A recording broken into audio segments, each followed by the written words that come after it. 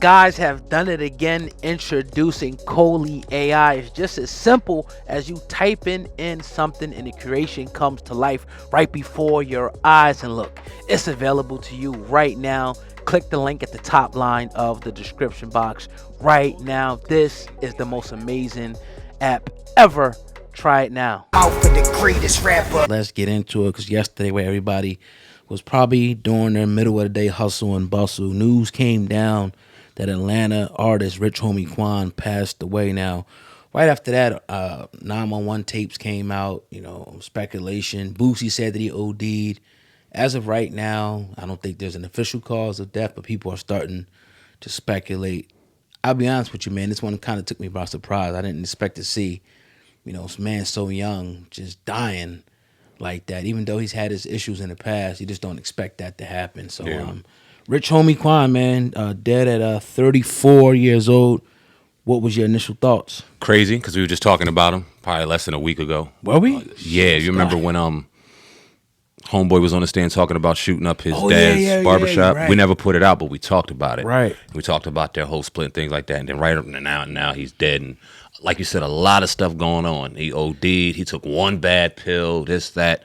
We hear the 911 call, and I want to get your thoughts on this, because I don't know if I agree with them 911 calls. Now, obviously, as media, we got to go ahead and distribute and disseminate the information as it comes. But how the fuck do they get these 911 tapes and get to just throw this real information out to, like, TMZ is something different, boy. They are wild. But anyway, Yeah. man, there's a problem with drug use in music.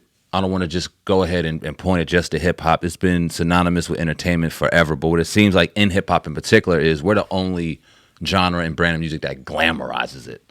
We're the only ones that'll make it cool, like wearing a polo shirt. We'll promote the lean. We'll promote the pills. We'll promote this. We'll make it sound cool.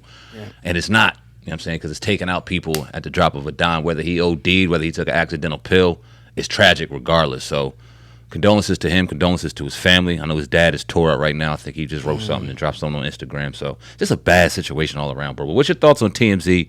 And then what's your thoughts on just drug use and music in general? I mean, I think as far as like, might not be 100%, but I think all that stuff is public record, like the body cams and things like that. Gotcha. So Makes sense. they are TMZ, and like I kind of, not saying I necessarily agree with it, but I kind of like look at them like the news reporter in Baghdad. Remember how you seen that back in the day? Like there's bombs and stuff going over their head. There's people getting blown up, but they just going to show it. Right. Yeah. I mean, not always, the right thing to do, but they did it.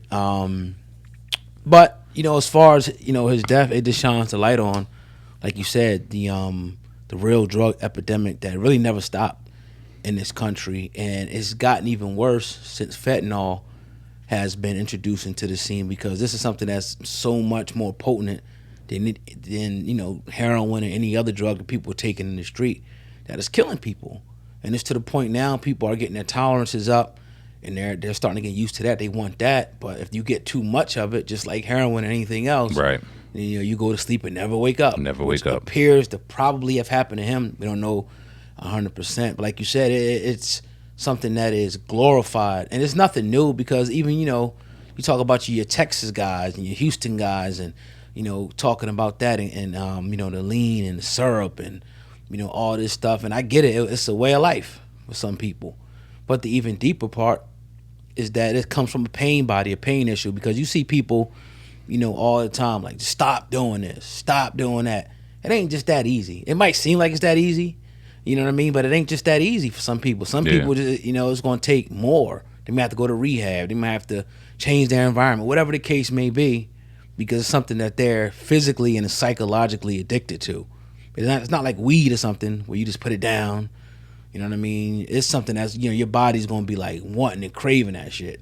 You know what I mean? You hear about people going through withdrawals and the stomach hurting and all this chills and all these things like that. So it's just sad. It's just sad because more than likely he probably got too much or the wrong of. Even Kodak Black, he talked about it when in his song. He was like, I knew a perk, I know it was it was fake and I still ate it. He came back and said, look, this was wrong. Yeah. This was horrible, because these children out here that are impressionable are going to be doing it.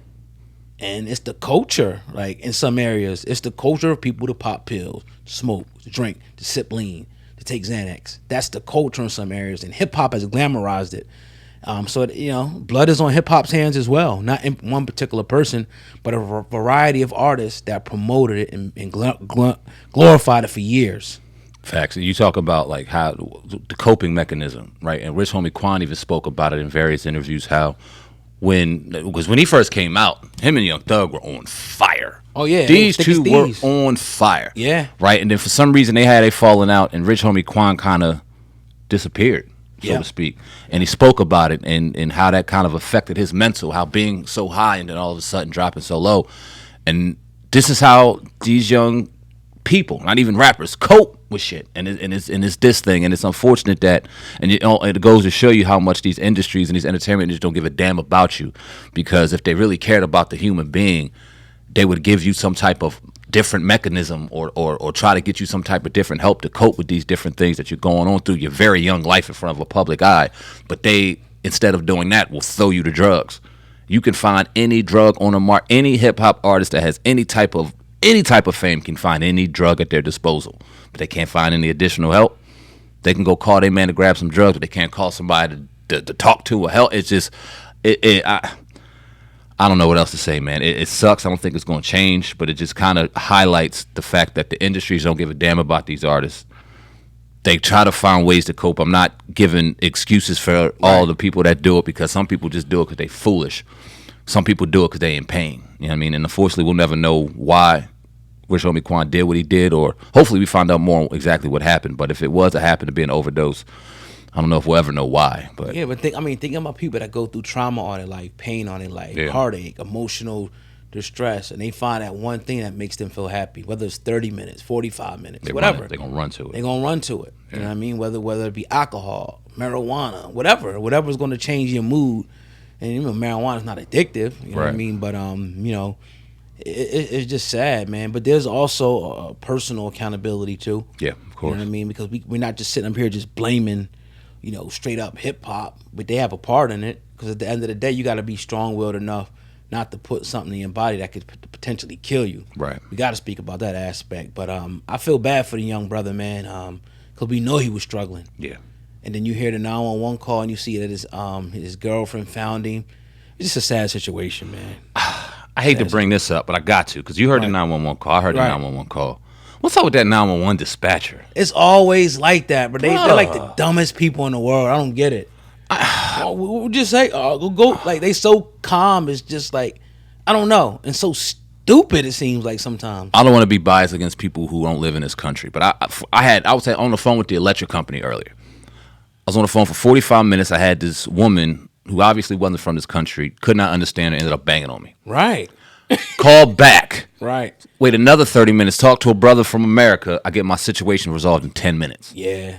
There's a barrier and a gap there for whatever reason. I'm not trying to be prejudiced toward anybody, but shit, in those type of emergency situations, we need somebody with the utmost communication skills. They better not have people overseas doing 911. It sound like it. That's crazy. It sound like they outsourced that shit to fucking Zimbabwe, bro. I don't know, but y'all tell us. Shout out to Zimbabwe if you're watching. Yeah, word up. No disrespect. No disrespect, but with all due respect, Zimbabwe's dispatchers need to be dealing with Zimbabwe emergencies. Yeah, real talk. And American dispatchers need to be dealing with American emergencies. And in that situation, I don't know. Maybe I think when she pulled up on Rich Homie Quan, he's probably gone before. There's nothing they could do. And it's like the lady didn't understand that. Right. You got a defibrillator. Like, he's dead. He's like, gone. Get these people here. Like, you know what I mean? Right. And I get you got to be calm in a situation if you're the operator.